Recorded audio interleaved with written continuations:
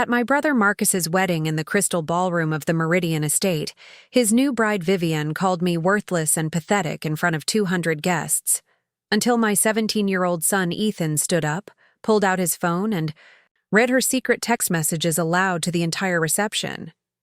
What happened next changed everything I thought I knew about family, loyalty, and the power of truth.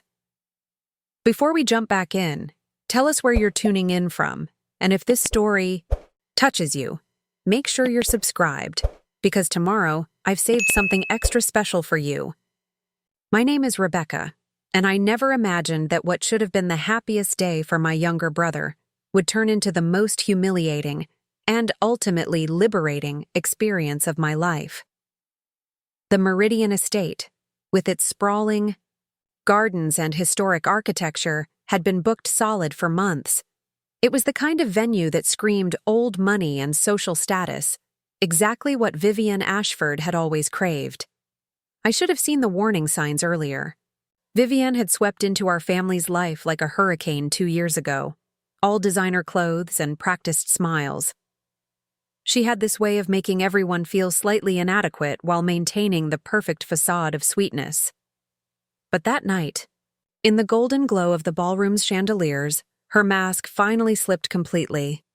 The evening started innocently enough. I had driven down from Portland to the small coastal town of Seabrook Harbor specifically for Marcus's wedding. As a single mother working 2 jobs, one as a night shift nurse at Mercy General Hospital and another doing freelance medical transcription, I rarely had time for family gatherings. But this was different. This was my baby brother's wedding. And despite our complicated family dynamics, I wouldn't have missed it for anything. My son Ethan, a junior at Roosevelt High School, had reluctantly agreed to be my +1. At 17, he would have preferred spending his Saturday night gaming with friends or working on his latest coding project. Ethan had always been brilliant with technology, the kind of kid who could hack into systems before he could properly tie his shoes. But he was also fiercely protective of me, something I'd noticed more and more since his father had walked out on us when Ethan was 12. The ceremony itself was picture perfect. Vivienne looked stunning in her custom Vera Wang gown, and Marcus appeared genuinely happy as they exchanged vows in the estate's rose garden. I found myself getting emotional, remembering the little boy who used to build blanket forts with me and steal cookies from our grandmother's kitchen. Despite everything our family had been through, our parents' messy divorce when we were teenagers, the financial struggles that followed, the way we'd all drifted apart over the years, seeing Marcus so content filled me with hope. The trouble began during the cocktail hour.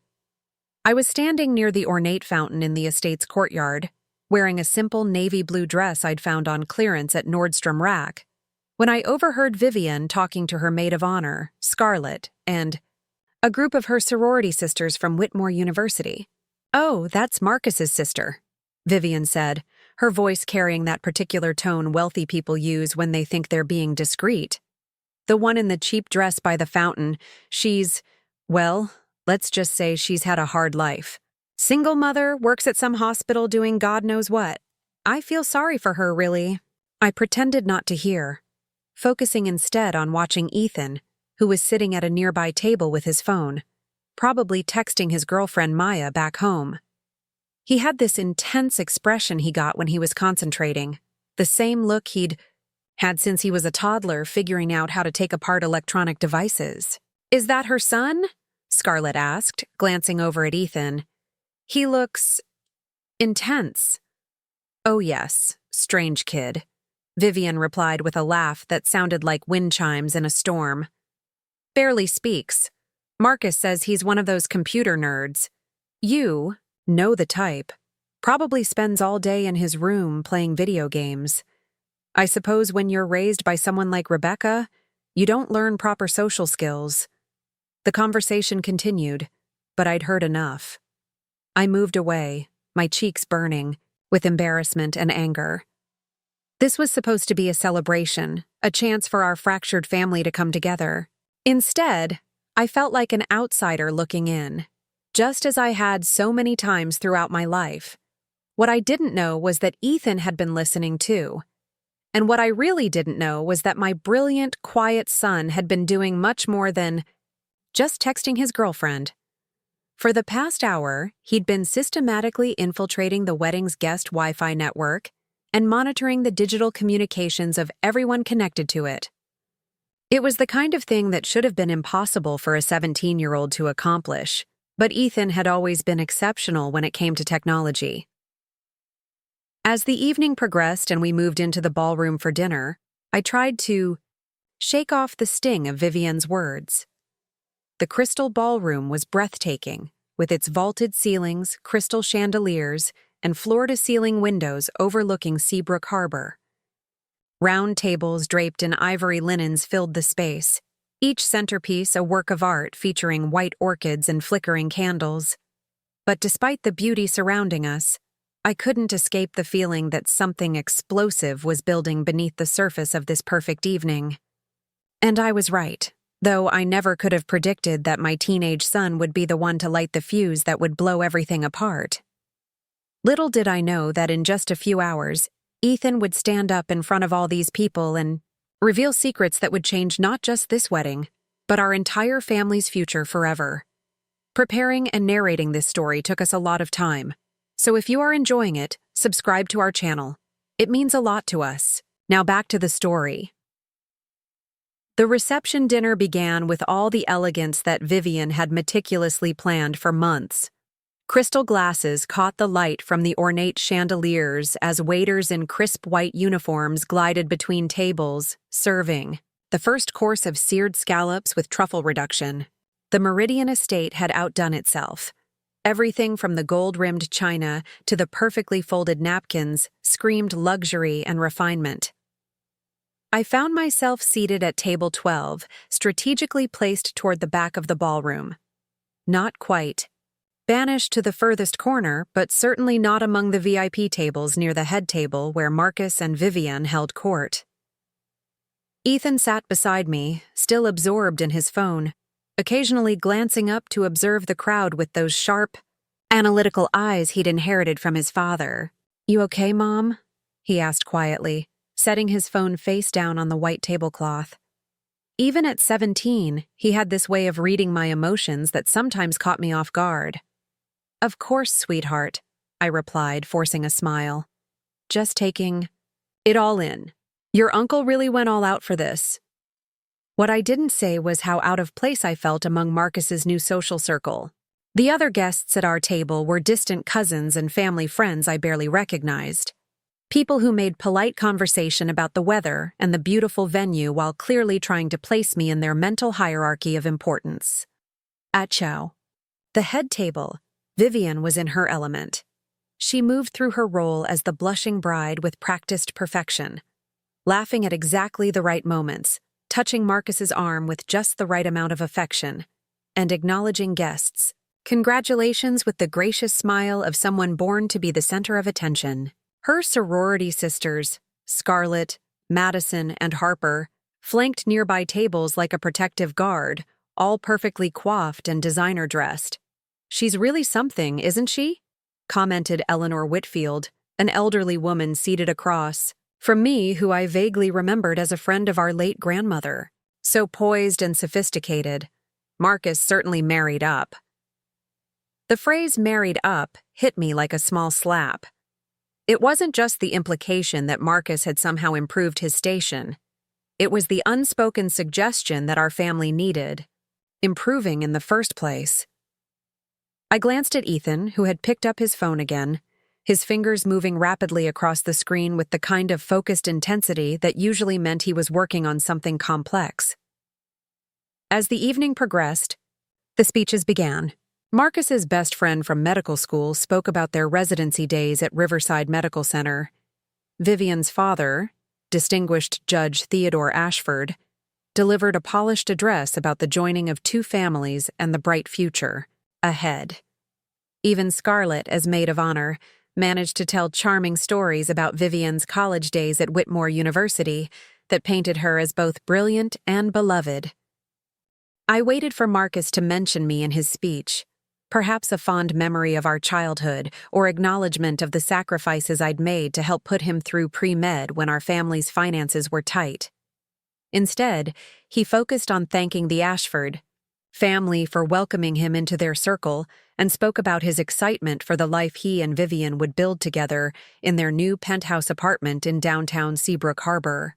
And of course, Marcus concluded, raising his champagne glass, I want to thank everyone who made this evening possible, especially my beautiful wife's family for hosting us at this incredible venue and for showing me what true elegance looks like.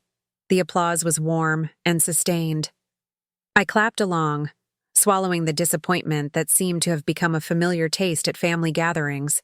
Beside me, Ethan had stopped typing and was watching the head table with an expression I couldn't quite read. After the speeches, the dancing began. The band, a jazz ensemble that probably cost more than I made in 3 months, filled the ballroom with smooth melodies as couples took to the parquet dance floor. I watched Marcus and Vivienne glide through their first dance, looking every inch the fairy tale couple they appeared to be. Would you like to dance, Mom? Ethan asked, surprising me by standing and offering his hand with mock formality. I laughed, genuinely delighted. Since when do you dance? Since Maya made me learn for homecoming, he admitted with a grin. Don't worry, I promise not to step on your feet more than twice. We made our way to the edge of the dance floor, and I was amazed at how much my awkward teenage son had improved. As we swayed to the music, I felt some of the evening's tension begin to ease. This was what mattered. Not the whispered comments or the social positioning, but these moments of connection with the people I loved. She doesn't deserve him, Ethan said quietly, his voice barely audible over the music.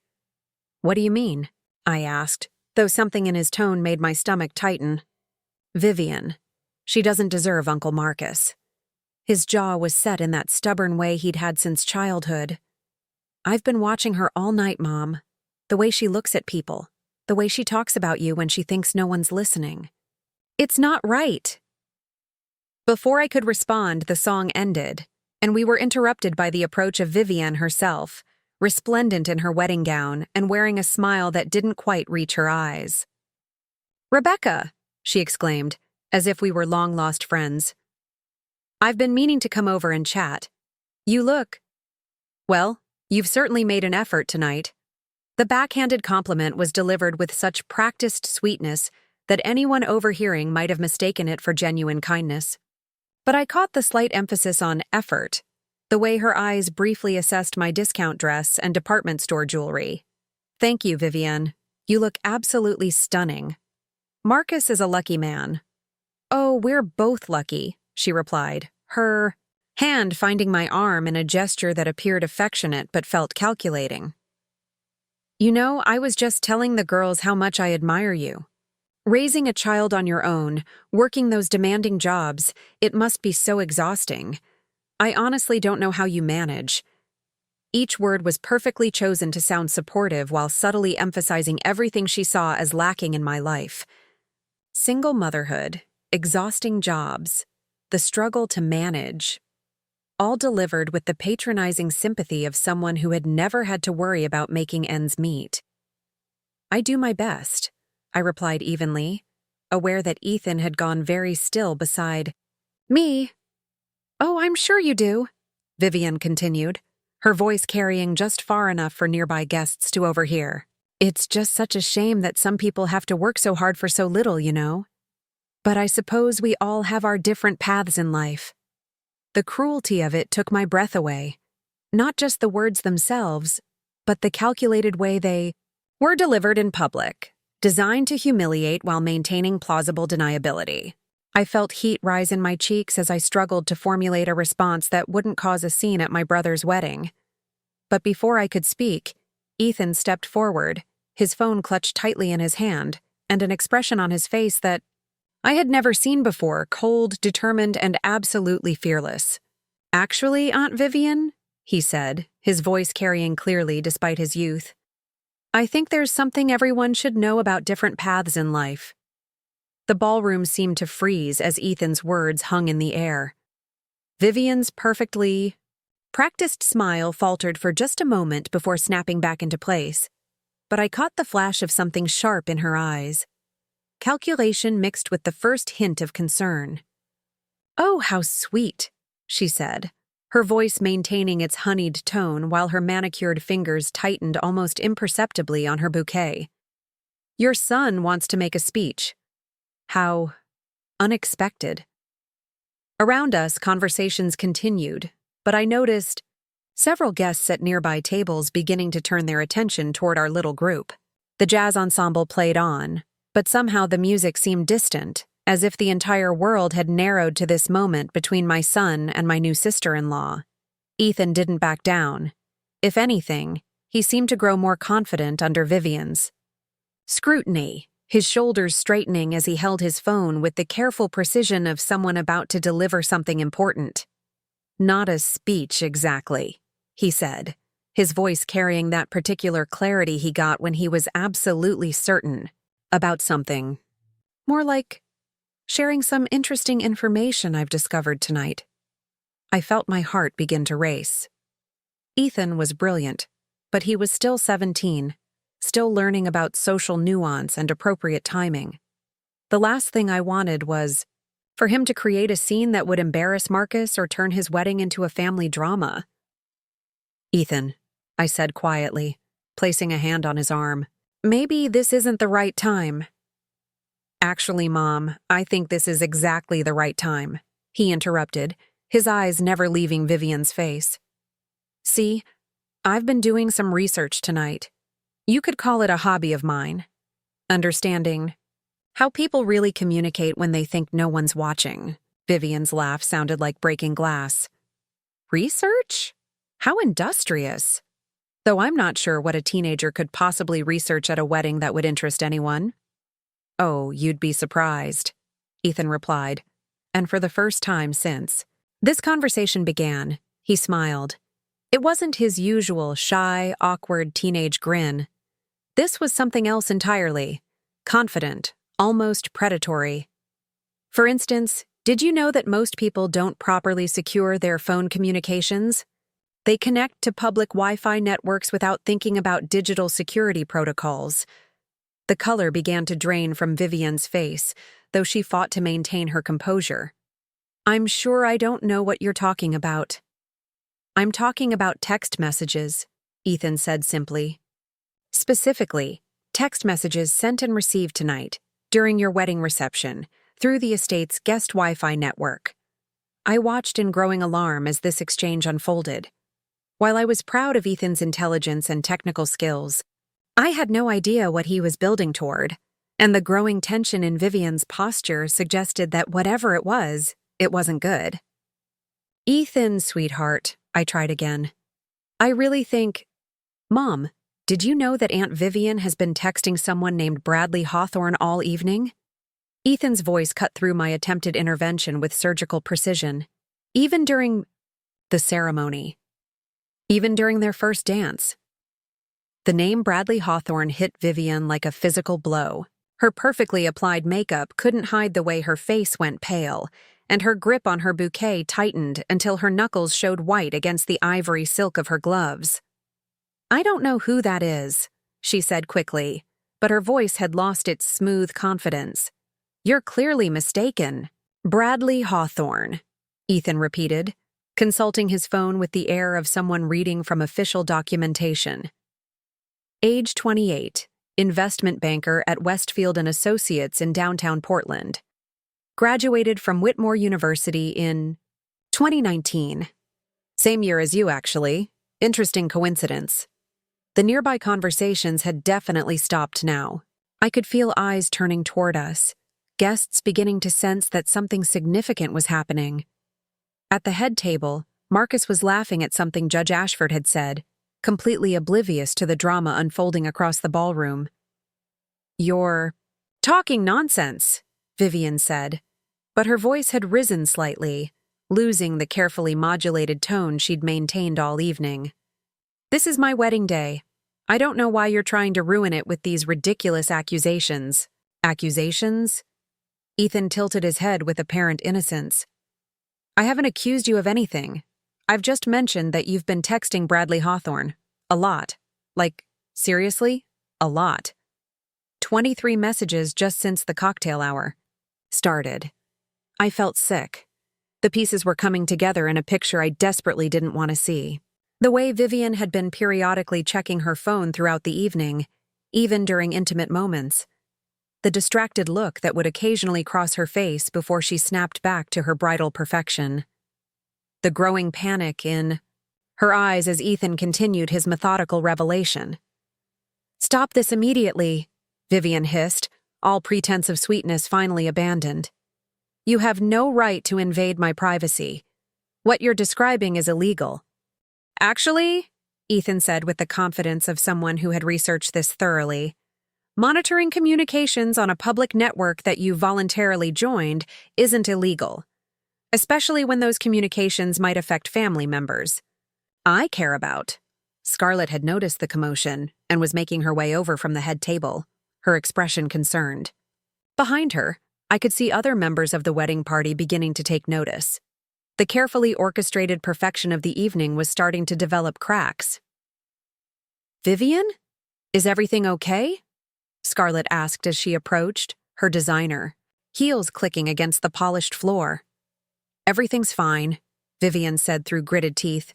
"Rebecca's son is just having some kind of episode, teenage dramatics." But Ethan wasn't deterred by the growing audience or Vivienne's increasingly desperate attempts to shut him down. If anything, he seemed energized by the opportunity to reveal what he'd discovered. "Would you like to know what Bradley has been texting about?" he asked conversationally. "Because some of these messages are really quite interesting, especially the ones about maintaining the charade and playing the perfect wife until the trust fund clears." The gasp that escaped Vivienne's lips was audible even over the jazz music. Scarlett's eyes widened, and I noticed that several other guests had abandoned their conversations entirely to focus on our increasingly dramatic tableau. "That's enough," Vivienne said, her voice shaking with what might have been rage or terror. Marcus, come here right now." Across the ballroom, my brother looked up from his conversation with Judge Ashford, his expression shifting from confused to concerned as he took in the scene. He began making his way through the crowded dance floor, weaving between couples who seemed blissfully unaware that his perfect wedding was about to implode. Ethan watched his approach with calm satisfaction, his phone held ready like a weapon, loaded with digital ammunition. "You know what the really interesting part is?" he said to Vivienne, his voice carrying just loud enough for the growing circle of observers to hear. "Bradley seems to think you're going to leave Uncle Marcus right. After the honeymoon. Something about a pre-planned exit strategy." As Marcus drew closer, his face flushed with exertion and growing alarm, I realized that my 17-year-old son was about to detonate a bomb that would destroy not just this wedding, but quite possibly my entire relationship with my brother forever. Marcus reached our growing circle of onlookers just as Vivienne's composure finally cracked completely. Gone was the serene bride who had glided through the evening with practiced grace. In her place stood a woman whose carefully constructed facade was crumbling in real time, her breathing shallow and her eyes darting between Ethan's phone and the increasing number of guests who had abandoned their conversations to witness whatever drama was unfolding. "What's going on here?" Marcus asked, his voice carrying the authority he'd developed during his medical residency. He looked between his new wife's pale face and my son's determined expression with growing confusion. "Vivienne, you look upset." "Ethan, what are you doing?" "I'm trying to show everyone who your wife really is," Ethan replied with the blunt honesty that only teenagers can manage. "Uncle Marcus, she's been cheating on you with someone named Bradley Hawthorne, and according to their text messages, she's planning to divorce you right after she gets access to your trust fund." The words hit the ballroom like a thunderclap. The jazz ensemble continued playing, but their music now seemed almost surreal, against the sudden silence that fell over our section of the reception. Guests at nearby tables had given up any pretense of not listening, their champagne glasses frozen halfway to their lips as they absorbed this unexpected entertainment. Marcus's face went through a series of expressions: confusion, disbelief, then something that might have been the beginning of understanding. As a surgeon, he was trained to process information quickly and make critical decisions under pressure. But this wasn't a medical emergency he could control with skill and knowledge. "That's absolutely ridiculous," he said, but his voice lacked conviction. "Vivienne, tell them this is ridiculous." Vivienne opened her mouth, then closed it again, her usually silver tongue apparently failing her at the crucial moment. The silence stretched on for what felt like hours, but was probably only seconds. Around us, I could hear whispered conversations starting up as guests began to process what they'd just witnessed. "Show him," Scarlett said suddenly, her voice cutting through the tension. Everyone turned to stare at her, including Vivienne, whose eyes widened in apparent betrayal. "I'm sorry, Viv, but if there are text messages, maybe we should see them. Clear the air." "Scarlett!" Vivienne's voice was sharp with panic. "You can't seriously believe this. This child's accusations." But Scarlett's expression had shifted from concerned friend to something more calculating. "I've been watching you check your phone all night, even during the ceremony, even when you were dancing with Marcus. That's not normal behavior for a bride on her wedding day." The observation landed like another blow. I saw Marcus's jaw tighten as he processed this information, his medical training probably cataloging the behavioral patterns he'd been too happy to notice before. "Let's see these alleged text messages." Judge Ashford's voice boomed across the circle. Vivienne's father had approached without anyone noticing, his distinguished bearing and legal authority making the request sound more like a court order than a suggestion. "If this young man is making false accusations at my daughter's wedding, there will be consequences." Ethan looked up at the imposing figure of the judge without flinching. "I'm not making false accusations, sir. I'm sharing documented evidence of ongoing deception." The formal language seemed to catch Judge Ashford's attention. This wasn't typical teenage dramatics. This was someone who understood the weight of what he was claiming and the potential legal implications. "Daddy, please," Vivienne said, her voice taking on a plaintive quality I hadn't heard before. "This is my wedding day. Can't we deal with whatever this is later?" "Actually, no," Marcus said quietly, and something in his tone made everyone go silent again. "If there are text messages that suggest you've been unfaithful, I need to see them. Now." Tao. Finality in his voice seemed to surprise even him. This was Marcus asserting himself in a way I hadn't seen since we were children, when he would stand up to the neighborhood bullies who picked on smaller kids. Ethan looked at me, and I saw a question in his eyes. Despite his confidence, he was still my 17-year-old son, and he was asking for permission to potentially destroy his uncle's marriage on his wedding day. The weight of that responsibility settled on my shoulders like lead. "Mom?" he said quietly. I thought about all the small cruelties I'd endured that evening, the backhanded compliments, the subtle dismissals, the way Vivienne had made me feel, small and inadequate in front of people I barely knew. But more than that, I thought about Marcus, my little brother who had worked so hard to become a surgeon, who deserved better than a marriage built on deception and financial opportunism. "Show him," I said, surprised by the steadiness of my own voice. Ethan nodded and looked down at his phone, scrolling through what appeared to be a significant amount of data. "These are from tonight, during the reception," he announced. Text.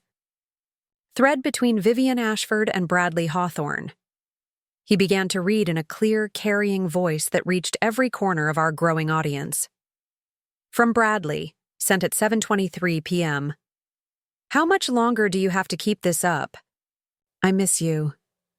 From Vivienne, 7:24 p.m. Just through the honeymoon. The prenup has a clause about the first year of marriage. After that, I get half of everything, including the trust fund." A collective gasp rose from the assembled guests. Marcus swayed slightly, as if the words had physically struck him. Judge Ashford's face had gone ashen, while Vivienne made a sound that might have been a sob or a desperate laugh. "That's not," she began, but Ethan continued reading. From Vivienne, 8:15 p.m. "Marcus is so naive. He actually believes I love him. The poor man has no idea what's coming." From Bradley, 8:16 p.m. "What about the family? His sister seemed suspicious earlier." From Vivienne, 8:17 p.m. "Rebecca, please. She's a pathetic single mother who works as a nurse. She's too worthless and stupid to figure anything out." The last message hit me like a physical blow, but it was nothing compared to what it did to Marcus. My brother's face went from pale to red to white again, as he processed not just the infidelity, but the calculated cruelty with which his new wife had dismissed both him and me. "Is this real?" Marcus asked, his voice barely above a whisper. "Vivienne, please tell me this isn't real." But Vivienne had stopped trying to deny it. Instead, she stood in the center of the circle in her beautiful wedding gown, surrounded by the ruins of her carefully constructed deception, looking like someone who had just watched her entire world collapse. The jazz band had finally stopped, playing, as if even they sensed that the evening had taken a turn that made celebration impossible. In the sudden musical silence, the only sounds were the whispered conversations of guests and the barely audible sobs coming from somewhere behind us.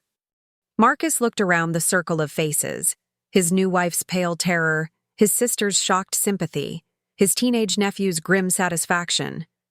And I saw the exact moment when the reality of his situation fully hit him. "Our marriage," he said, slowly, "isn't even 12 hours old." The silence that followed Marcus's observation was deafening. In the span of a few minutes, the Crystal Ballroom had transformed from a celebration of love and new beginnings into something that felt more like a crime scene. The beautiful reception continued around us. Distant tables still buzzed with conversation, unaware of the drama unfolding in our corner. But our immediate area had become an island of shocked stillness. Then, as if a dam had burst, everything happened at once. "This is a setup," Vivienne declared suddenly, her voice rising to a pitch that carried across half the ballroom. "That boy hacked my phone. This is illegal. Daddy, do something." Judge Ashford looked torn between his legal instincts and his paternal ones. His distinguished face was a mask of controlled fury, but I could see him processing the situation with the methodical approach of someone accustomed to weighing evidence. "Vivienne, are these messages real or not? That's a yes or no question." "It doesn't matter if they're real," she shot back, desperation creeping into her voice. "They were obtained illegally. They can't be used against me." "This isn't a court of law," Marcus said quietly, but his words carried clearly through the circle of onlookers. "This is our marriage, and you're not denying that the messages are real." The observation hit like another bombshell. Several guests gasped audibly, and I heard someone at a nearby table whisper, "Did she just admit it?" Scarlett stepped backward, physically distancing herself from her friend. "Viv, you need to explain this, now, because if these messages are real—" She trailed off, apparently unable to finish the thought. "Of course they're real," Ethan said, his teenage bluntness cutting through the adult attempts at diplomatic language. "I can show you the metadata, the routing information, the timestamps. Everything that proves these came directly from her phone to his phone during tonight's reception. Harper and Madison, the other bridesmaids who had been lingering at the edges of our group, exchanged meaningful looks. Madison pulled out her own phone and began typing rapidly, probably texting friends at other tables, spreading the news of the unfolding scandal through the digital network that connected every guest under 30. "You little bastard!" Vivienne snarled, all pretense of refined elegance finally abandoned as she rounded on Ethan. "Do you have any idea what you've done? You've ruined everything." The transformation was startling. Gone was the poised socialite, who had glided through the evening dispensing backhanded compliments and subtle cruelties. In her place stood someone raw and desperate, her carefully applied makeup beginning to smudge as tears of rage and frustration started to flow. "I've told the truth," Ethan replied simply. "Something you apparently haven't done in months." Marcus moved closer to his new wife, but not in a gesture of support. Instead, he studied her face with the clinical detachment he probably used when examining patients. "How long?" he asked. "How long have you been planning this?" "Marcus, please." Vivienne reached for his arm, but he stepped back. "You don't understand. Bradley and I, it's complicated. We have history, but it doesn't mean—" "How long have you been planning to leave me after getting access to my trust fund?" Marcus interrupted, his voice gaining strength. "Because that's what the messages say. That's what you told him tonight, while we were dancing to our wedding song." The specificity of the accusation seemed to break something in Vivienne. She stopped, trying to grab his arm, and instead stood swaying slightly, as if the weight of maintaining her lies had become physically exhausting. "Since the engagement," she whispered, so quietly that those at the edges of our circle had to strain to hear. "Since you told me about the trust fund clause in the prenup." A collective intake of breath met this admission. Even I, who had suspected something was deeply wrong, felt shocked by the calculated nature of what she was describing. This wasn't a moment of weakness or a marriage that had simply grown cold. This was premeditated deception spanning months of engagement and wedding planning. Judge Ashford closed his eyes briefly, his face aging years in seconds. When he opened them again, he looked every one of his 68 years. "Vivienne Catherine Ashford Montgomery," he said formally, using what I assumed was her full legal name. "Are you telling us that you entered into this marriage fraudulently?" The legal terminology seemed to snap Vivienne back to awareness of her surroundings.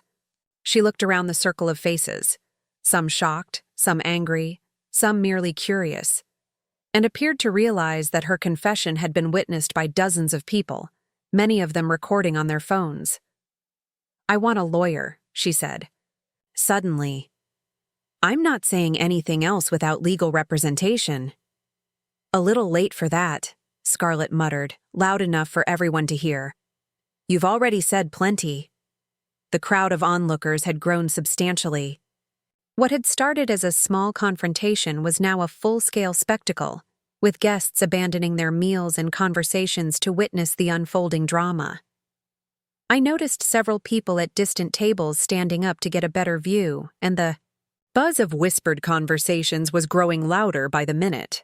"Maybe we should take this somewhere private," I suggested, finally finding my voice amid the chaos. Despite everything Vivienne had said about me, despite the cruelty and calculation she'd shown, I couldn't help feeling sorry for Marcus. This was supposed to be the happiest day of his life, and instead it was becoming a public humiliation. "No," Marcus said firmly. "If she was willing to lie to me in front of all these people during our wedding ceremony, then she can face the consequences. In front of them, too." The hardness in his voice was something I'd never heard before. My gentle younger brother, who had spent his career dedicated to healing people, had found a core of steel I hadn't known existed. Ethan was still holding his phone, and I realized he had been recording the entire conversation since Vivienne's first admission. The teenager who had seemed shy and awkward earlier in the evening had transformed into something like a prosecutor, methodically documenting evidence of deception. "There's more," he announced, looking down at his screen. "A lot more. Text messages going back weeks. Messages about timeline, strategy, even discussions about how to handle Marcus's family after the divorce." "Stop," Vivienne said desperately. "Please, just stop." But the momentum had shifted completely. The crowd sensed blood in the water, and there was no going back to pretense and politeness. Someone near the back of the group called out, "What else did she say?" and others murmured agreement. Marcus looked at his nephew with something that might have been pride mixed with sadness. "Read them," he said quietly. "All of them. I want to know exactly what my wife really thinks of me and my family." The formality with which he said "my wife" made it clear that he was already thinking in past tense, even though their marriage was barely hours old. The fairy tale was over, and now came the reckoning. Ethan looked at me one more time, seeking final permission to completely destroy what remained of this wedding. I nodded, knowing that the truth, however painful, was better than letting Marcus live a lie. As my son prepared to read more messages that would undoubtedly make the situation even worse, I realized that this moment would define not just tonight, but all of our family relationships going forward. There would be no going back to the way things were before. Ethan cleared his throat and began reading in the same clear, prosecutorial tone that had served him so well thus far. The crowd pressed closer, creating an almost amphitheater-like setting, with my son at the center, phone in hand like a modern-day oracle delivering prophecies that no one wanted to hear, but everyone needed to witness. "Text from Vivienne to Bradley, sent 3 weeks ago," Ethan announced. Quote, "Marcus actually thinks I'm excited about our future together. Poor fool has no idea I'm counting down the days until I can file for divorce. The trust fund will be worth the year of pretending to love him." End quote. A woman behind me gasped so loudly, it was audible even over the growing murmur of the crowd. Marcus stood perfectly still, but I could see his hands trembling slightly at his sides. The clinical detachment he'd been maintaining was beginning to crack. From Bradley's response, "Same day," Ethan continued relentlessly, quote, "What about the wedding night? Are you really going to go through with that?" Vivienne's reply, "I've been faking everything with him for months. One more night won't kill me. I just have to think about the money." The collective intake of breath was so sharp it seemed to suck oxygen from the room. Even I, who had prepared myself for revelations of financial manipulation, felt sick at the calculated cruelty of what we were hearing. This wasn't just about money. It was about the complete dehumanization of my brother. Marcus made a sound that might have been a laugh or a sob. "Faking everything," he repeated slowly, as if testing how the words felt in his mouth. "Months." Judge Ashford looked like he was about to have a stroke. His distinguished face had gone from ashen to a disturbing shade of purple, and his hands were clenched into fists at his sides. "Vivienne," he said in a voice that carried the authority of 30 years on the bench. "Tell me this boy is lying. Tell me these messages are fabricated." But Vivienne had stopped trying to deny anything. Instead, she stood in the center of our circle like a cornered animal, her wedding dress now looking more like a costume from a play that had gone horribly wrong. Mascara streaked down her cheeks, and her elaborate updo was beginning to come undone from the stress of the confrontation. "There's more about the family dynamics," Ethan announced, scrolling through his phone with the thoroughness of someone who had spent considerable time organizing his evidence. "This one's from 2 weeks ago, after the rehearsal dinner planning meeting." I felt my stomach clench. I remembered that meeting. I'd been working a double shift at the hospital and couldn't attend, but Marcus had told me later that they'd discussed seating arrangements and family traditions. "Vivienne to Bradley," Ethan read, quote, "Had to sit through another planning session with Marcus's pathetic family today. His sister Rebecca is even more worthless than I thought. She couldn't even be bothered to show up. Probably couldn't get time off from her sad little nursing job. When I divorce Marcus, cutting her out completely will be the easiest part. She's so desperate for family connection, she'll probably blame herself for the marriage failing." The words hit me like physical blows. It wasn't just the cruelty of the assessment. It was the strategic thinking behind it. Vivienne hadn't just disliked me. She'd analyzed me, identified my vulnerabilities, and planned to exploit them even after destroying my brother's life. "That's enough," Marcus said, but Ethan either didn't hear him or chose to ignore him. Bradley's response, my son continued, his voice steady despite the emotional devastation he was unleashing. Quote, "What about the kid? Marcus seems close." To his nephew, Vivienne's reply, "Ethan? He's a weird little computer nerd who barely speaks. Probably autistic or something. Once I'm gone, Marcus will realize his whole family is just dead weight, holding him back from real success." This time, the gasp came from multiple directions, and I heard someone near the back of the crowd say, "Oh my God, she's talking about the kid who's reading this." The meta-reality of the situation, that Ethan was reading his own character assassination aloud to a crowd of witnesses, added another layer of surreal cruelty to the proceedings. Ethan paused for the first time since he'd started reading, looking up from his phone to meet Vivienne's eyes directly. "Autistic or something," he repeated quietly. Dead weight. The teenager who had seemed so confident and in control suddenly looked his age, 17, hurt and trying to process, being dehumanized by someone who was supposed to be family. But instead of breaking down, he straightened his shoulders and returned to his phone with renewed determination. "Uncle Marcus," he said, "there are 43 more messages in this thread. Going back to your engagement party. They get worse." Worse?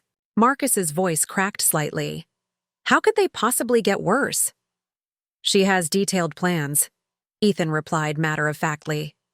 "Timeline for the divorce filing, strategy for maximizing the settlement, even backup plans in case you tried to contest the prenup. She and Bradley researched your assets, your inheritance patterns, even your relationship with your patients at the hospital." Scarlett stepped forward, her face pale but determined. "Show me the phone," she demanded, extending her hand toward Ethan. "I want to see these messages myself." "No," Vivienne said sharply, finally finding her voice again. "This is entrapment. This is illegal. You can't—" "Vivienne," her father interrupted, his legal training finally overriding his paternal instincts. "Stop talking, now. Anything you say at this point can and will be used against you in divorce proceedings." The formal warning from her own father seemed to break something fundamental in Vivienne. She looked around the circle of faces, some angry, some pitying, all judging, and seemed to realize that her carefully constructed life was completely destroyed. "Fine," she said, her voice rising to near hysteria. "Fine. You want the truth? Yes. I've been planning to leave him. Yes. I've been with Bradley this whole time. Yes.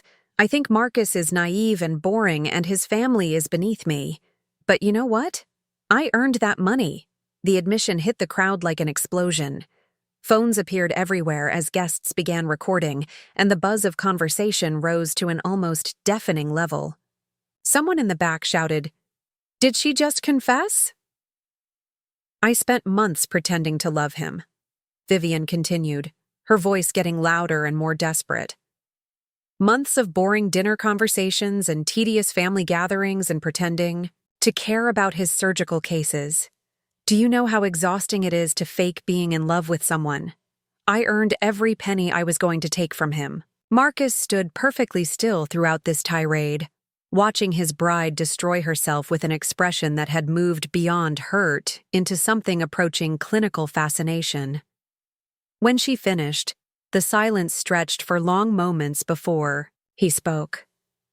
"Thank you," he said quietly. "What?" Vivienne looked confused, as if she'd expected anger or pleading.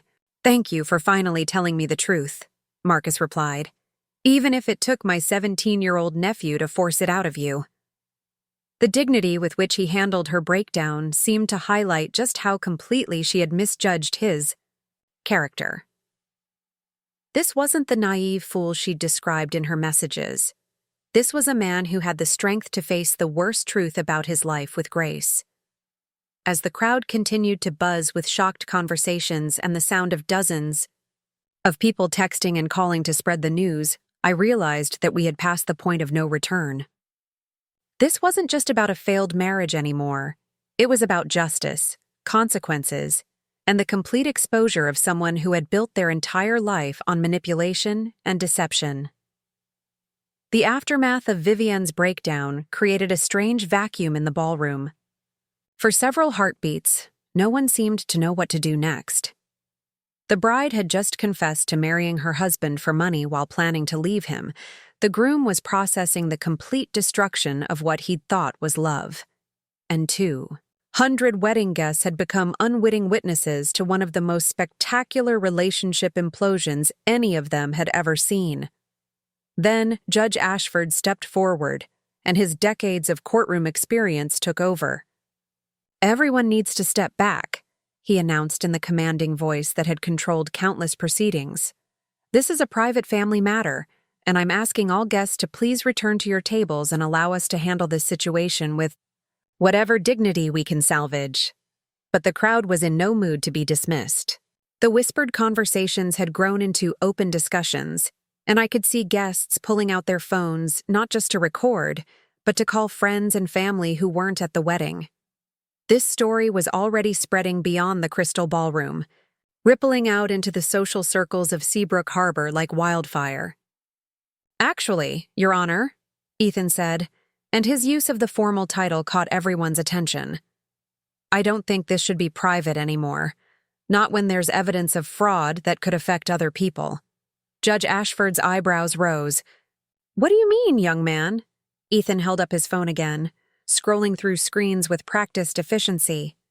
"The text messages don't just document plans to defraud Uncle Marcus. They also reference other people Bradley and Vivienne have scammed before.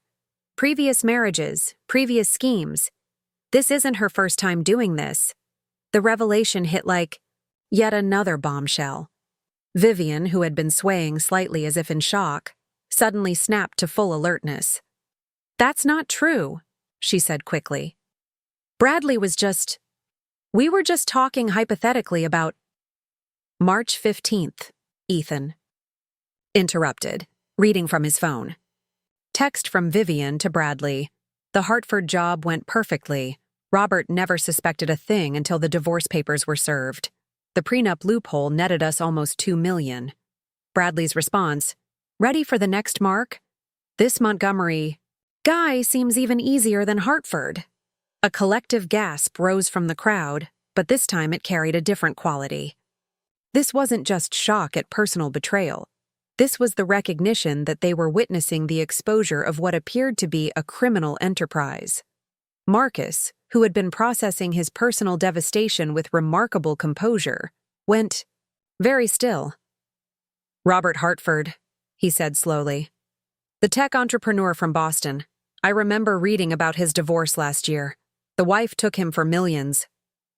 "That would be me," Vivienne said with bitter defiance, apparently deciding that if she was going down, she might as well go down honestly.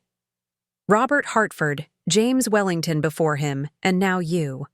Though thanks to your brilliant nephew, you'll be the one that got away." The admission sent shockwaves through the assembled guests. Someone near the back of the crowd called out, "She's a serial marriage fraud," and the buzz of conversation rose to an almost deafening level. Judge Ashford looked like he was witnessing his worst nightmare unfold. Not only was his daughter confessing to defrauding his new son-in-law, but she was admitting to a pattern of criminal behavior that had apparently been going on for years. "Vivienne," he said urgently, "stop talking. I'm ordering you as your father to invoke your right to remain silent." "Why?" she laughed, and the sound was sharp and brittle. "So I can preserve what's left of my reputation? Look around, Daddy. My reputation is destroyed. My marriage is destroyed. My plan is destroyed. All because of some teenager with a laptop."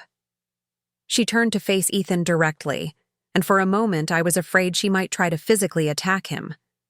Instead, she studied him with something that might have been grudging respect. "You know what the funny thing is?" she said. "I actually was right about you being brilliant. I just made the mistake of thinking that meant you were harmless." Ethan met her gaze steadily. "The mistake you made was thinking that being smart meant being weak, and thinking that my family was disposable." The quiet strength in his voice seemed to affect even Vivienne. For the first time since the confrontation began, she looked genuinely remorseful rather than just angry at being caught. "Marcus," she said, turning back to her husband. "For what it's worth, there were moments when it almost felt real. You're a good man. You deserve better than what I am." It was perhaps the most honest thing she'd said all evening, and it seemed to cost her something to admit it. Marcus studied her face for a long moment before responding. "Yes," he said simply. "I do deserve better." The finality in his voice made it clear that whatever small chance might have existed for salvaging their relationship had just closed forever. Even if she had been genuine in that moment of remorse, too much damage had been done, too many lies exposed, too much calculation revealed. Scarlett, who had been standing quietly during the latest revelations, suddenly stepped forward. "I need to ask you something, Viv," she said, her voice carefully controlled. "Last month, when you introduced me to that investment banker from Portland, was that Bradley?" Vivienne's face went pale again. "Scarlett, Was that Bradley Hawthorne that you set me up with? The same Bradley you've been planning to run away with after stealing Marcus's money?" The pieces clicking into place were almost audible.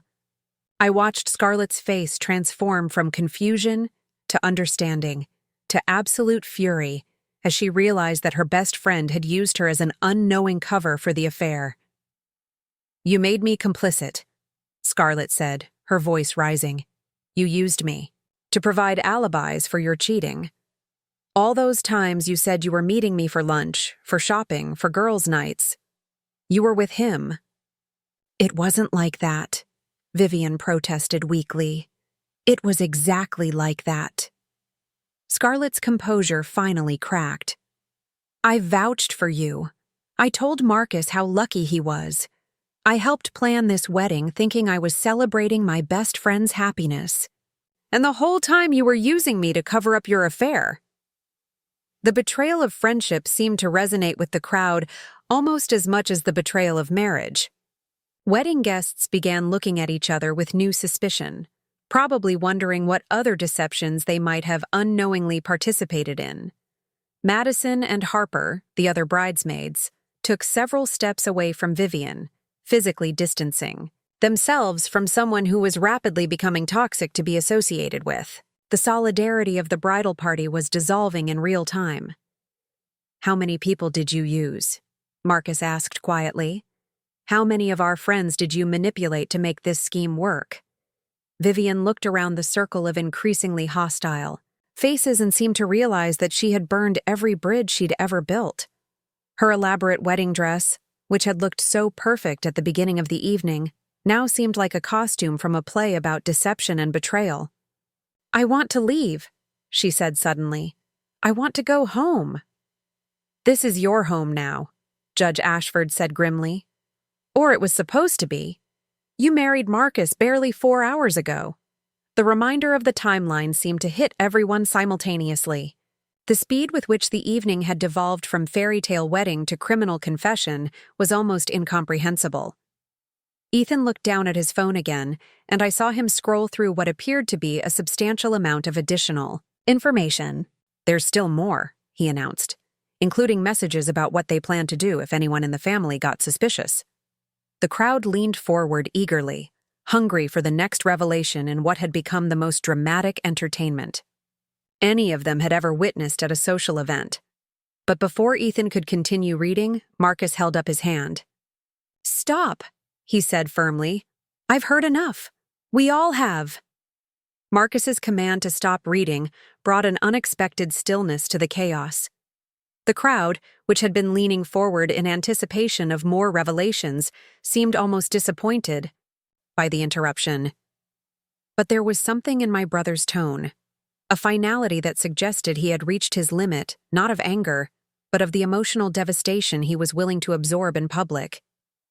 "Ethan," he said, looking directly at his nephew, "I need you to send me copies of everything you've found.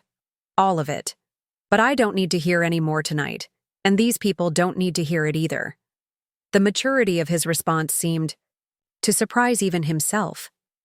Here was a man who had just discovered that his marriage was built on lies, that his wife had been planning to rob him blind, and that he had been systematically deceived by someone he loved. Yet he was choosing dignity over spectacle, protection over revenge. Vivienne stared at him as if seeing him clearly for the first time. "You're not going to let him read the rest?" she asked, and there was something almost like hope in her voice.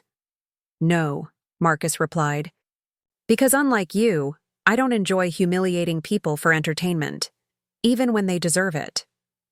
The quiet rebuke landed with more force than any shouting could have managed. Around us, I could see guests beginning to process not just what they had witnessed, but how they had participated in it.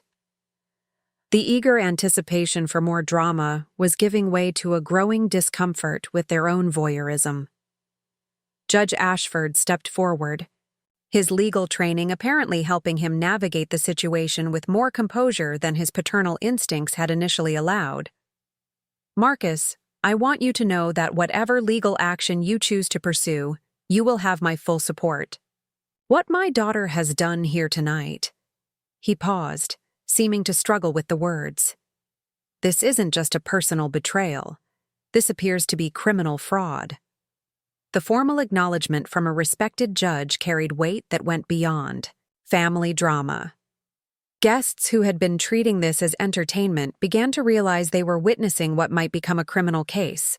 The atmosphere shifted from circus-like excitement to something more serious and uncomfortable. "There will be consequences," Judge Ashford continued, looking directly at his daughter. "Legal consequences, financial consequences, and personal consequences that will follow you for the rest of your life. I hope the money you thought you were going to steal was worth destroying your future." Vivienne's face crumpled at her father's words. Whatever defiance she had managed to maintain in the face of her husband's rejection seemed to evaporate under the weight of her father's disappointment and professional judgment. "Daddy," she whispered, reaching toward him with one trembling hand. But Judge Ashford stepped back, maintaining the distance he had established. "You're not my little girl anymore, Vivienne. You're a grown woman who made calculated decisions to hurt innocent people, and you're going to face the consequences of those decisions like an adult." The rejection from her own father seemed to break something fundamental in Vivienne.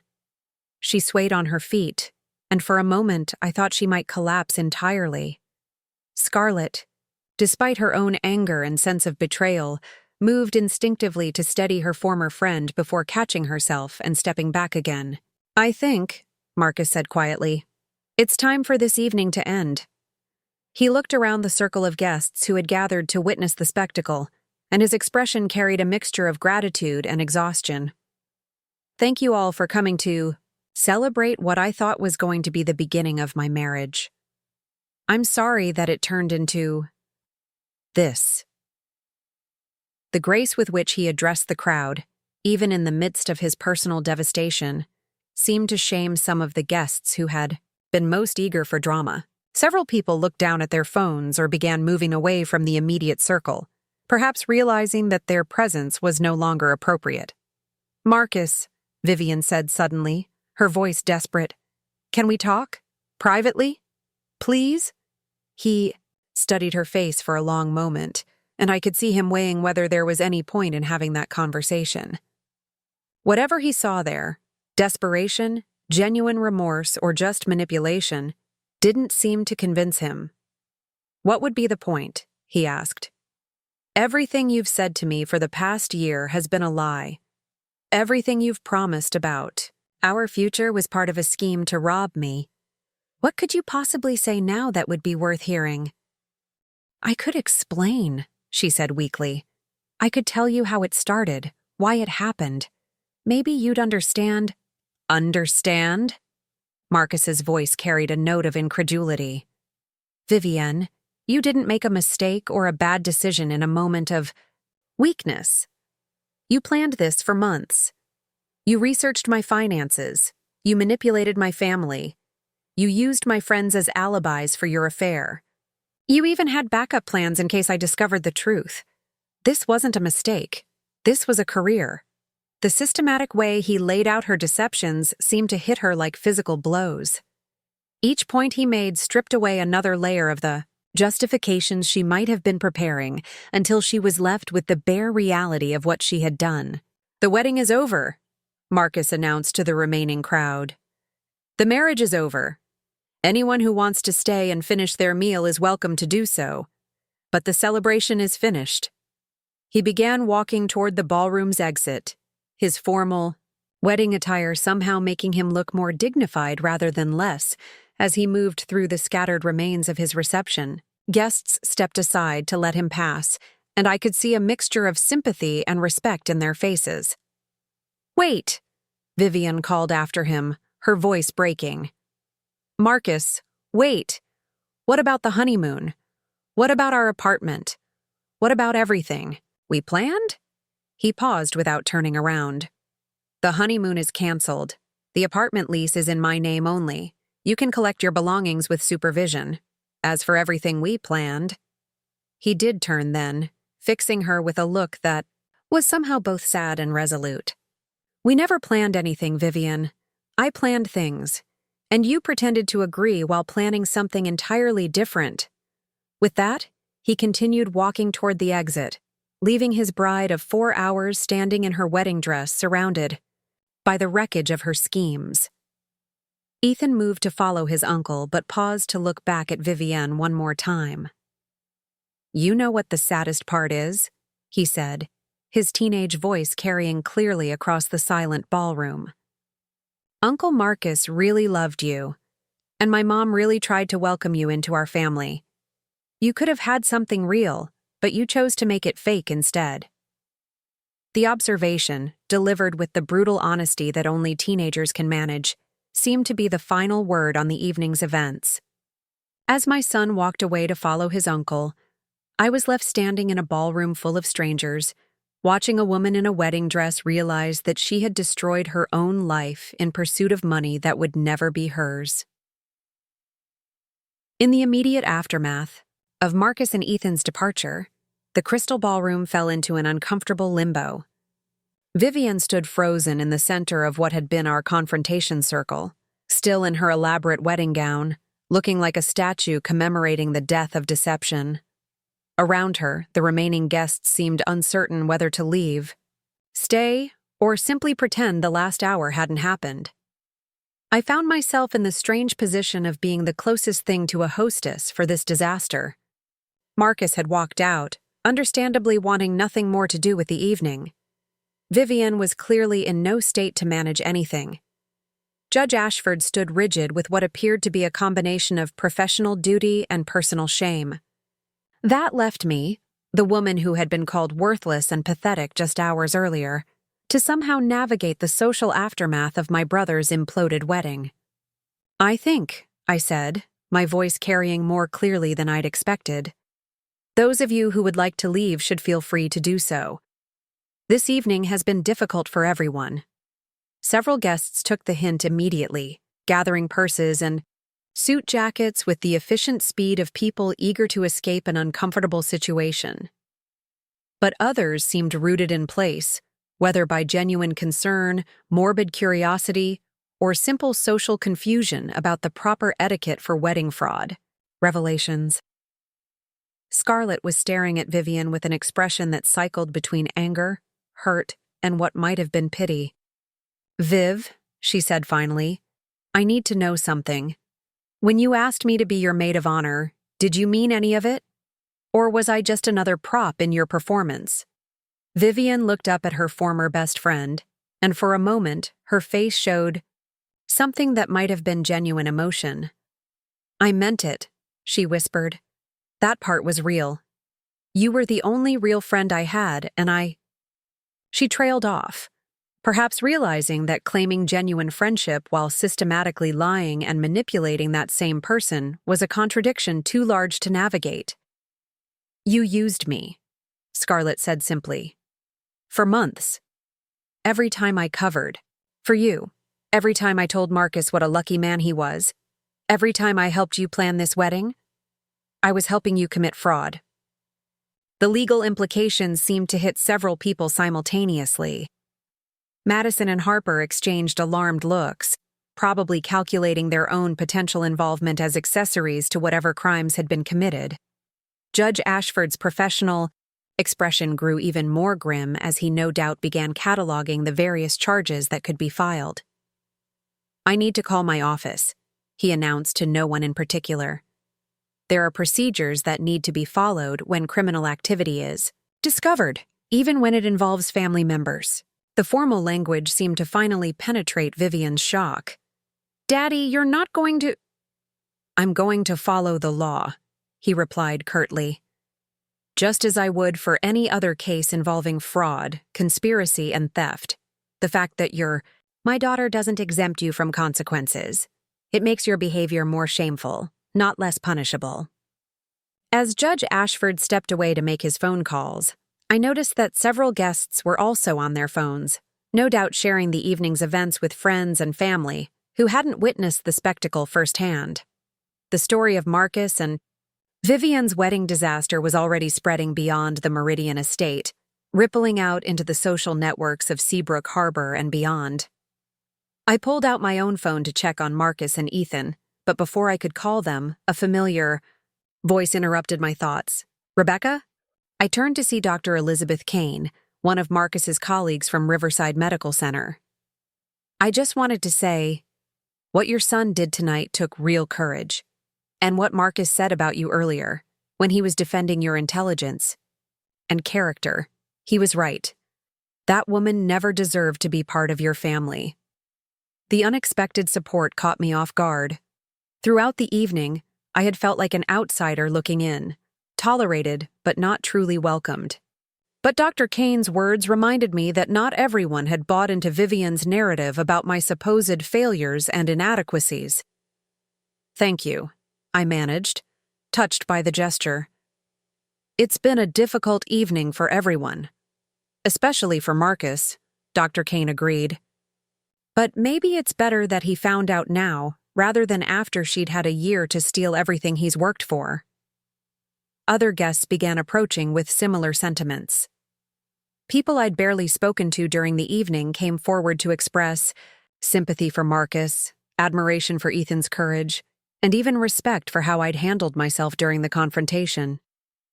It was as if Vivienne's public unmasking had revealed not just her own deception, but the way she had poisoned other people's perceptions through her subtle manipulations. "I feel like such a fool," confessed Mrs. Catherine Bridgewater, an elderly society matron who had been seated at one of the VIP tables.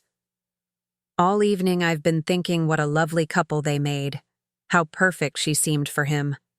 I even commented to my husband about how fortunate Marcus was to find someone so refined and well-bred. She was very good at creating the impression she wanted," I replied diplomatically, though privately I thought about all the small cruelties Vivienne had managed to inflict while maintaining that facade of refinement. Meanwhile, Vivienne remained. In the center of the ballroom, increasingly isolated as former friends and family members processed the extent of her deception, her elaborate wedding dress, which had looked so perfect at the beginning of the evening, now seemed almost grotesque, a costume worn by someone playing a role that had finally been exposed as fiction. "I should go," she said suddenly, addressing no one in particular. "I should just leave." "Leave and go where?" Scarlett asked sharply. "Back to Bradley? Back to your apartment that Marcus was paying for? Back to the life you built on lies?" The questions seemed to highlight the practical reality of Vivienne's situation. Her schemes hadn't just collapsed morally and legally, they had left her without any of the foundations she had thought she was securing. The money she'd planned to steal was gone. The husband she'd married for financial gain was gone. And the social connections she'd cultivated were rapidly disappearing as word of her deception spread. Judge Ashford returned from his phone calls, looking even more somber than before. "I've spoken with the district attorney's office," he announced formally. "Given the evidence that's been presented tonight, there will likely be criminal charges filed. Multiple charges, given what appears to be a pattern of similar offenses. Vivienne swayed slightly at this news, and I found myself moving instinctively to steady her despite everything she had said and done.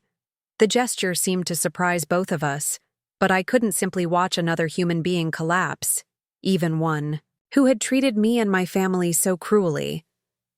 "Why?" she asked quietly, looking up at me with genuine confusion. "Why would you help me? After everything I said about you?" I considered the question seriously before answering. "Because this is who I am," I said finally. "I'm a nurse. I help people when they're hurt, even when they've hurt me. That's what you never understood about our family. We're not perfect, but we're real. And real people take care of each other, even when it's difficult." The simple truth of it seemed to break something in Vivienne that all the anger and accusations hadn't touched. For the first time since the confrontation began, she cried genuine tears rather than tears of frustration or self-pity. They were tears of recognition, the acknowledgement of what she had thrown away in pursuit of something that was ultimately worthless compared to what she could have had. As the evening wound down and the remaining guests finally began to disperse, I realized that this night had changed more than just Marcus's marital status. It had revealed truths about character, family, and the difference between what people appear to be and who they really are. The question now was what we would all do with those revelations in the days and weeks to come. 3 weeks later, I found myself sitting in my small kitchen in Portland, sharing a quiet Sunday morning breakfast with Ethan while scrolling through news articles on my tablet. The story of the wedding fraud that shocked Seabrook Harbor had taken on a life of its own, picked up by regional news outlets and even a few national publications fascinated by the spectacular nature of the deception. "Look at this one," Ethan said, showing me his phone over his bowl of cereal. "They're calling me the teen tech detective who exposed a marriage scam. I think I might put that on my college applications." I laughed, relieved to see him handling his newfound notoriety with typical teenage humor rather than being overwhelmed by it. The past few weeks had brought interview requests from journalists, messages from cybersecurity companies impressed by his technical skills, and even a few offers from true crime podcasters wanting to feature his story. "Speaking of college applications," I said, "that MIT admissions counselor called again yesterday. Apparently, your demonstration of ethical hacking for family protection has caught some attention in their computer science department." Ethan grinned, but his expression grew more serious as he set down his phone. "Mom, do you think I did the right thing? I mean, I destroyed Uncle Marcus's wedding day. I embarrassed everyone in front of hundreds of people. Maybe I should have just told you privately what I found." It was a question he'd been wrestling with since that night, and one that I'd been thinking about myself. The immediate aftermath had been painful for everyone involved, but the long-term consequences were beginning to clarify into something that looked more like justice than destruction.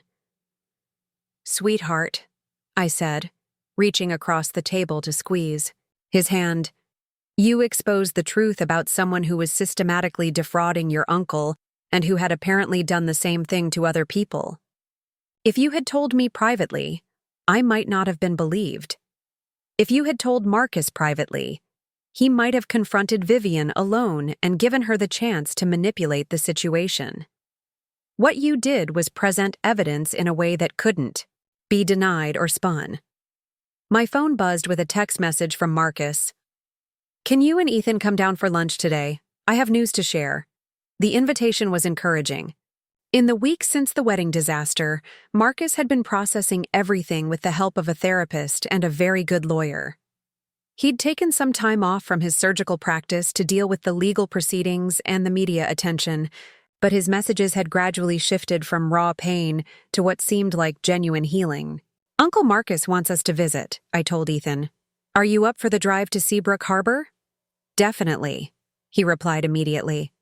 "I've been worried about him."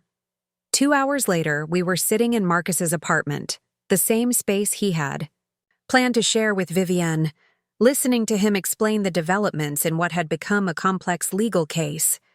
"The FBI got involved last week," he said, his voice steady but tinged with amazement. "It turns out Vivienne and Bradley's operation was much bigger than just marriage fraud. They were running investment scams, insurance fraud, even some identity theft. The text messages Ethan recovered were the key that helped law enforcement connect multiple cases across several states." I felt a chill as I absorbed the scope of what we had uncovered. "How many people did they victimize?" "At least 8 that they've identified so far," Marcus replied.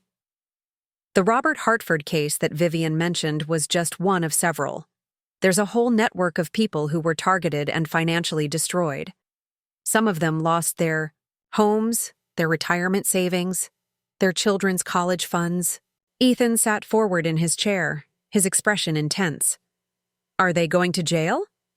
"Bradley was arrested in Portland last Tuesday." "Vivienne." Marcus paused, his expression becoming more complex. "Vivienne is cooperating with the investigation. Her lawyer negotiated a plea deal in exchange for helping the FBI track down other victims and recover stolen assets." The idea of Vivienne cooperating with law enforcement to undo some of the damage she had caused was oddly satisfying. It suggested that perhaps her breakdown at the wedding had led to genuine reflection rather than just self-pity. "Judge Ashford called me yesterday," Marcus continued. "He wanted to apologize again for his daughter's actions and to let me know that he's established a victim compensation fund using family money.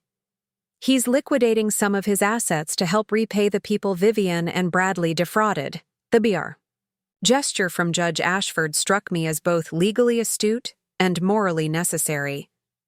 Taking responsibility for the damage his daughter had caused, even when he bore no legal liability, demonstrated the kind of character that made sense of his distinguished career.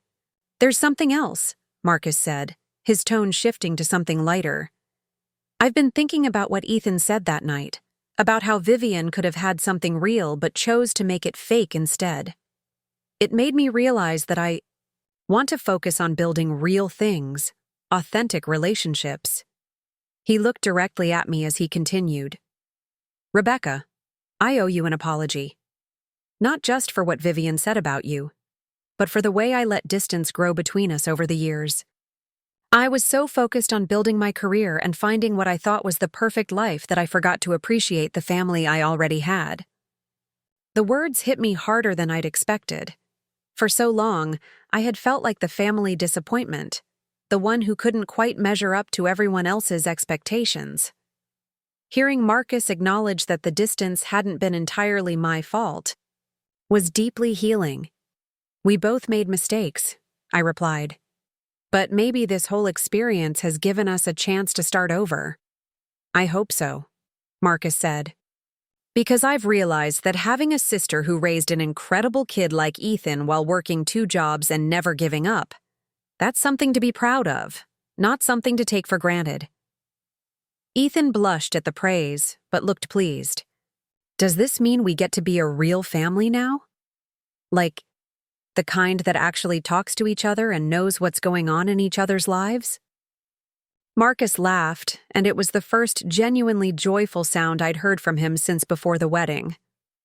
"Yeah, kid, that's exactly what it means." As we spent the rest of the afternoon talking, sharing stories, and planning future get-togethers, I reflected on how dramatically our family dynamics had shifted. The wedding that was supposed to celebrate Marcus's new beginning had instead become the catalyst for all of us to examine what really mattered. 3 weeks ago, I had been the family. Outsider, tolerated, but not truly valued. Ethan had been dismissed as a weird computer nerd. Marcus had been isolated by his pursuit of a perfect life that turned out to be built on deception. Now, we were finally talking to each other as equals, seeing each other clearly, and building something authentic together. That evening, as Ethan and I drove back to Portland, he asked, "Mom, do you think everything happens for a reason?" I considered the question as we navigated the coastal highway under a star-filled sky. "I think some things happen for reasons we create ourselves," I said finally.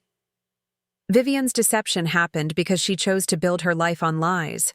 But you exposing those lies, that happened because you chose to protect the people you love. And our family getting closer. That's happening because we're all choosing to value what's real instead of what looks perfect. Ethan nodded thoughtfully. So the reason things worked out wasn't fate or luck. It was because we made better choices than they did. Exactly, I said, feeling proud of his insight.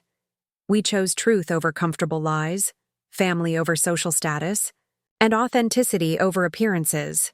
And that's why we're driving home together while they're facing criminal charges. As we pulled into our driveway, I realized that while the wedding had been a disaster, the aftermath had given us something more valuable than any marriage ceremony could have provided. The knowledge that we were a family worth fighting for, and the commitment to never take that for granted again. Sometimes the most beautiful endings come from the most painful beginnings. And sometimes exposing one person's lies becomes the foundation for everyone else's truth. Up next, you've got 2 more standout stories right on your screen. If this one hit the mark, you won't want to pass these up. Just click and check them out.